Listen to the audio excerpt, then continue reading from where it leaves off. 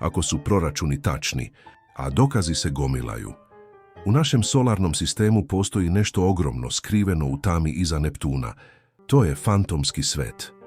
Planeta koju niko nikada nije video teleskopom, oni se kreću kao da ih vodi nevidljiva ruka.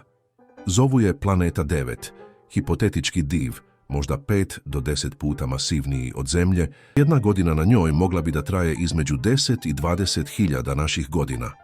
Planeta 9 je hipotetička planeta, verovatno nekoliko puta masivnija od Zemlje, koja kruži ekstremno daleko, stotinama astronomskih jedinica od Sunca. Što je planeta dalje od Sunca, to se sporije kreće po svojoj orbiti na projektovanoj udaljenosti. Planeta 9 bi se na našem nebu pomerala puževom brzinom. Astronomi traže objekte sunčevog sistema tako što upoređuju snimke istog dela neba napravljene u različito vreme, traže tačku svetlosti koja se pomerila.